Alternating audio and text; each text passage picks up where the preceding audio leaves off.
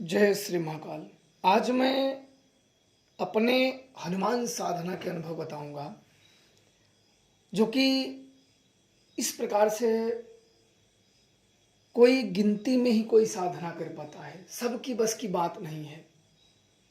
इसलिए कि बहुत इसमें हिम्मत और साहस की ज़रूरत होती है। साधना काल में कुछ भी हो सकते हैं। जो अदृश्य शक्तियाँ आपके ऊपर वार करेंगी, आपके ऊपर निशाना बनाएंगी, वो अलग है। पर जानवरों का भी, सांप का भी, अन्य विषैले जीव जंतुओं का भी खतरा सदैव बना रहता है। शक्तियाँ कभी भी इतनी आसानी से नहीं प्राप्त होती है, ना तो ज्ञान प्राप्त होते हैं। उसके लिए बड़े कष्ट और बड़े मेहनत करने पड़ते हैं और सच्चे हृदय के साथ करना होता है, तब जाके कहीं वो ज्ञान प्राप्त होता है। आज मैं आप लोगों को अपने जीवन की हनुमान साधना के अनुभव आप लोगों के साथ शेयर करूंगा। और यह अगर आपने सुन लिया तो हनुमान जी की साधनाओं में बिल्कुल सफल हो जाओगे। इसलिए इस चीज़ों को, ज्ञान को, जानकारी को बड़े ध्यान से सुनना और तब जाके इन चीज़ों में करना। और उन कमियों को, उन चीज़ों को दूर करोगे तो बिल्कुल आप सफल हो जाओगे। कहीं दौड़ भाग करने की ज़रूरत नहीं है। उस समय की बात है, लगभग दिवाली का समय था, जिस समय मैं हनुमान जी की साधना करने का मन बना लिया था। क्योंकि मेरे गुरुदेव का आदेश था कि जल चलता रहे, जल चलता रहना चाहिए और नदी के किनारा होना चाहिए और बिल्कुल सुनसान एरिया होना चाहिए, जो कि किसी भी इंसानों द्वारा डिस्टर्ब ना किया जाए। और क्या साधना कर रहे हो, किसका जाप कर रहे हो, किसी को ज्ञात ना हो। ना तो तुम्हारे अनुभव किसी को शेयर करो और ना तो उन साधनाओं के बारे में किसी को जानकारी हो। और भी बड़े नियम थे जो साधना काल में मानने पड़ते थे। मैंने उन नियमों का पालन किया।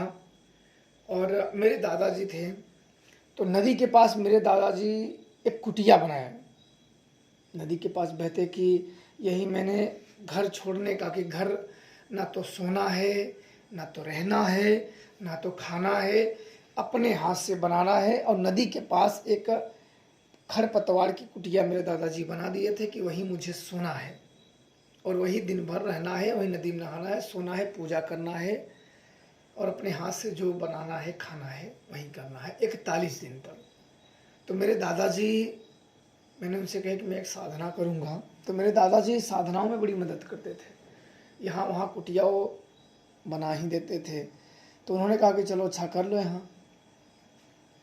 तो 2 खंभे थे, वहीं पे छावनी डाल दिए थे। तो मैंने स्थान एक चुना जहाँ से 3 नदी मिलती थी, तो अपने स्थान से काफ़ी दूर था।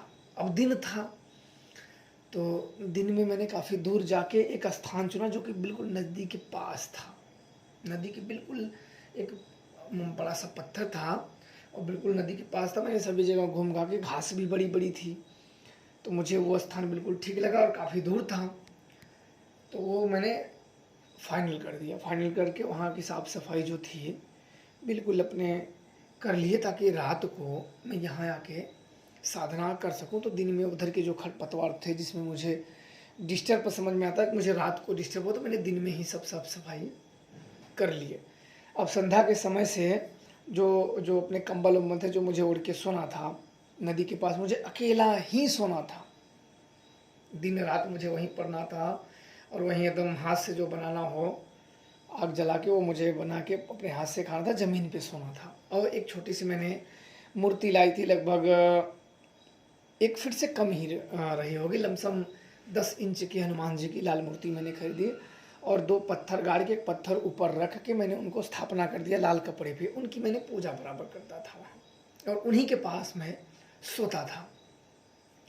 अब संध्या समय हुआ, जब शाम हो गया 7, तो नदी के पास तो बिल्कुल धीरे धीरे सन्नाटा पसरने लगा और रातों को नदियों की आवाज़ बड़ा तेज आने लगी। हर हर हर हर की आवाज़ें बिल्कुल तेज आने लगी और भय का संचार वैसे भी होने लगता है। तो रात को जब मैंने सब सामग्री को इकट्ठा किया जो मेरे गुरुदेव ने मुझे बताए थे कि यह सामग्री साधना काल में लगेगी, अब सारी मैंने सामग्रियों को एकत्रित किए और मैं वहाँ निकल गया।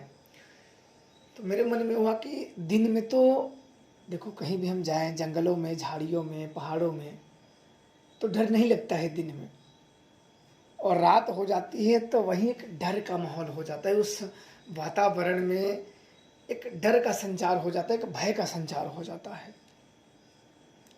तब ये हुआ कह रही है कुछ लगता है मैंने कुछ जाने लगे, तो मेरे मन में हुआ कि कुछ मैंने ज़्यादा ही दूर चुनाव कर लिया साधना करने का। तो बिल्कुल एकदम सब कुछ ढांक के, नदियाँ ढांक के उस पार मैंने चुन लिया है। तो बिल्कुल काफ़ी मुश्किल भरे काम मैंने तो थोड़ा सा नज़दीक चुनते, क्योंकि दिन में मुझे ऐसा लगा कि दूर, तो मैं कुछ ज़्यादा ही दूर चुन लिया नदी के पास साधना करने के लिए। यदि रात को जहाँ मैं अपनी कुटिया लगाए था उसके नीचे भी अगर मैं कर लेता तो वहाँ कोई भी नहीं आता रातों को। फिर मैंने दिन में वहाँ कर लिए, तो फिर ये हुआ कि नहीं चलो, अब वहाँ मैंने सारी सामग्री को एकत्रित करके, और डर देखो साधना में, पूजा में, आराधना में कब तक लगते हैं, जब तक का सबसे बड़ा डर होता है जब हम जाते हों रास्ते में जाने के बाद फिर हम उस स्थान पे पहुंच जाते हैं, तो थोड़ा सा अगल बगल हम जब मुड़ी उठा के खड़े होकर देखते हैं तो थोड़ा सा दूर तक देखते हैं तो अंधेरे की वजह से कुछ दिखता नहीं है, तब थोड़ा सा डर लगता है।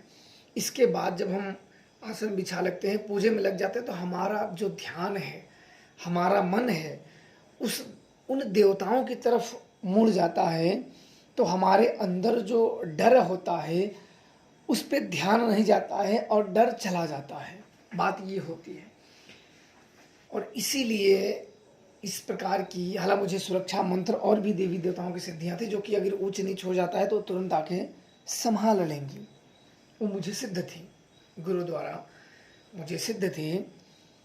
तो उनके बाद मैंने जब वहाँ सब लाल आसन, लाल कपड़े बिना सिले हुए मैंने सारी चीज़ किए, हनुमान जी को भोग अर्पण किए, जो सामग्री मैंने ले गए थे वो सब सामग्री अर्पण किए, और नदी की साइड बिल्कुल मेरे बस आगे ही धारा नदी के चल रहे थे, बिल्कुल पथरीली नदी थी, एक चौड़े से पत्थर थे, उस पर मैं बैठ गया, सब कुछ जला के, और इसके बाद पूजा की, गुरुदेव की पूजा की, गणेश जी की पूजा की, भगवान राम की पूजा की, दिक्पालों की पूजा की, शरीर कीलन किया, आसन शुद्ध किया, आसन जाप, सारे मंत्रों को मैंने, जो मंत्र साधना में नियम होते हैं उन नियमों का मैंने पालन किया।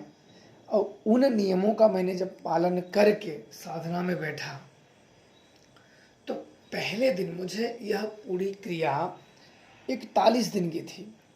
तो पहले दिन ज़्यादा कुछ आवाज़ें या कुछ ऐसे नहीं हुआ था। धीरे धीरे जो जानवर थे, जो मुझे जो लगता है कि सही के जो जानवर थे, जैसे सियार हुए, बीग हुए, और भी लकड़बग्घे हुए जो थोड़ा सा आगे से मजबूत दिखते हैं और पीछे से बड़ा कमज़ोर दिखते हैं, वो उन सब की आवाज़ें आती थी, पर मैं सुनाई तो कान से देता था, पर मैं उन सब की आवाज़ों पे ध्यान नहीं देता था, मैं अपने साधना पे लगा रहता था। 22वें दिन जैसे कोई मेरे पीछे खड़ा हो, एक आकृति जैसे मुझे पीछे देख रही हो, क्योंकि मेरे पीछे बड़े झाड़ थे, नदी का किनारा था, काफ़ी वो लतेरे जो आते हैं नदियों में, बिल्कुल चारों तरफ घनघोर घास थे। तो मैं साधना करने में घास में, जंगल पहाड़ों में से जाता था तो मेरे को डर, भले से सांप काट ही ले पर डरता नहीं था। जाते जाते व्यक्ति जंगलों में रातों में जाते जाते अंदर से काट ले, भले से काट ले, पर अंदर का जो भय होता है वो चला जाता है, और वही मेरे साथ हुआ था। अब जब रहा वैसे लग रहा है कि कुछ तो है जो पीछे से देख रहा है, और बिल्कुल काला सा था, और ध्यान में ही वो मेरे को दिख रहा है। फिर से जपते से वो बगल आ रहा, तो मैंने सोचा, मेरे मन में आया कि साइड से देखते हैं कहीं कुछ है भी कि मेरा वहम तो नहीं है। और उसके बाद मैंने थोड़ा सा आँख उसमें खोल दिया, पूरी आँख को खोल दिया, मंत्र जब चालू रखा और पूरी आँख को खोल दिया। अब जब मैंने खोला तो मुझे ऐसा हुआ कि कोई अंधेरा, जैसे कोई छाता हो काला सा, कोई अंधेरे को बादल जैसा हो और कोई भागा, मेरे को क्लियर वो नहीं दिखा। और फिर मैंने उधर जब भागा तो फिर मैंने चारों तरफ, पहले आँख मंत्र जब तारा मैंने चारों तरफ देख लिया आराम से। मैंने अपने पीछे तो नहीं, क्योंकि पीछे मुझे ज़्यादा अपने आसन से हिलना पड़ता था, तो मैंने पीछे ज़्यादा नहीं घूमे। मैंने अपने आसन से जो बाएं तरफ वो मेरे को दिखा था, बाएं तरफ कुछ ऐसी थी कि कुछ शमशान पड़ते थे, कब्रिस्तान कुछ पड़ते थे, शमशान पड़ते थे, प्रेत आत्माओं का निवास था। तो मेरे को राइट साइड नहीं दिखा था जिधर और नदियाँ थी, जिधर भय का माहौल था उधर नहीं दिखा था, जिधर कम भय का माहौल था उधर मेरे को दिखा। अब मैंने थोड़ा सा साइड किया तो वो थोड़ा सा मेरे को लगा कि कुछ तो भागा, पर मैं अपना ध्यान उस चीज़ पे केंद्रित नहीं करना चाहता था। फिर मैंने जैसे तैसे पूजा किया, और पूजा जब मैं कर देता था, जब रुक जाता था, तो सबसे पहले, क्योंकि 3 साढ़े 3 घंटे मेरे को पूजा में 3 साढ़े 3 घंटे मुझे लग जाते थे। हनुमान जी की साधना में लगभग 3.5 घंटे मुझे पूरी क्रिया में लग जाते थे। जब साधना मेरी रुक जाती थी तो बिल्कुल डर का माहौल ख़त्म हो जाता था। फिर इसी प्रकार से मेरी ये साधनाएँ चलती रही, और अंतिम दिन मेरे गुरुदेव के पास वो आए हुए थे और उनके साथ भी कुछ वचन हुए थे, उनकी कृपा भी मुझे प्राप्त हुई, और आज तक हनुमान जी की कृपा मेरे ऊपर है। जो वो अनुभव है वो इसलिए आप लोगों के साथ नहीं बताऊंगा, क्योंकि कुछ अनुभव ऐसे होते हैं कि जो सिद्धिकर्ता के साथ अगर उसके अनुभव को राज खोल दिया जाए तो सिद्धि जाने का खतरा बना रहता है। तो ये सिद्धियाँ बिल्कुल सुनसान में और अकेले की जाती हैं, और आज भी मैंने हनुमान जी की कृपा से उनको, बस उनके नाम से मैंने धागा तक बांध दिए हैं। जिनको पुत्र न प्राप्ति उन्हें पुत्र की प्राप्ति हो गई, बे औलादों को औलाद हो गए हैं, कई भूत प्रेत, कई ऐसे काम हुए हैं जो बिल्कुल चमत्कार की तरह से हुए हैं। तो सदैव यही आप कहते हैं कि वही बोलते हैं, महाराज जी आपने कर दिए हैं। मैंने बोला मैंने कुछ नहीं किया है, हम लोग तो एक निमित्त मात्र हैं, जो किए बस हनुमान जी महाराज किए, हम क्या किए। तो उनकी भक्ति आज भी मुझे, जब भी कहीं भी जाना या मुझे साधनाएं पूजा करना होता है तो हनुमान जी के मैं सुरक्षा मंत्रों का जाप करता हूँ, और सुरक्षा वो करते हैं, अहित कभी नहीं होता है। उनकी साधना करने के लिए, आराधना करने के लिए मन निर्मल होना चाहिए, स्वच्छ होना चाहिए, और गुप्त तरीके से करना चाहिए। मैंने सारी साधनाएं अपने स्थान पे की हैं, एक आध दो ये अपने गुरु के साथ शमशान में मैंने किने में खुद जाके करता था। मैं जानता था कि गुरु के ऊपर कभी भी बोझ नहीं बनने चाहिए, और मैं अपने गुरु की कभी भी शिकायत नहीं, मिला नहीं मिला मेरी किस्मत। तो सदैव अपनी मेहनत पे भरोसा रखना चाहिए, और साधना सिद्धियाँ किसी को आज किसी को कल मिल ही जाती हैं। तो आप लोग मन बनाए तो कभी हनुमान जी की साधना आराधना जरूर करें। भूत प्रेत बाधा हो, शत्रु नाश हो, हर एक क्षेत्र में हनुमान जी सदैव मदद करते हैं और सुरक्षा करते हैं। उनके मुझे शुरू से 22 दिन के बाद से मुझे स्वप्न में हनुमान जी के दर्शन होने लगे थे। और गुप्त साधु जिन्हें मैं जानता नहीं, मैं पहचानता नहीं, उन साधुओं से संपर्क हो जाता था, और वो साधु गुप्त साधना के गुप्त जानकारी मार्ग देते थे, कुछ न कुछ बताते रहते थे। साधुओं से जुड़ जाना, अभी भी साधुओं से मैं जुड़ ही जाता हूँ, अभी भी जुड़ जाता हूँ। जानकारी, कुछ चीज़ें प्राप्त कर लेना, कई ऐसी शक्तियाँ होती हैं जो उनके कृपा से प्राप्त हो जाती है। और अंतिम दिन जो था वो अलग विशेष था, जो कि वो राज ही है, वो अति विशिष्ट था। उसके कोई, जो अंतिम दिन था उसके कोई शब्द नहीं है। जो व्यक्ति करे अपने हृदय से उसे माने तो उसी के लिए ठीक है, अन्यथा बताने में वो चीज़ नहीं है। तो हनुमान जी की भक्ति अगर सही से सेवा भक्ति से उठाया जाए तो बिल्कुल वो बहुत जल्दी प्रसन्न होने वाले हैं। पर भक्त का मन साफ होना चाहिए, तभी, अन्यथा नहीं। तो अब जय श्री महाकाल आप सब।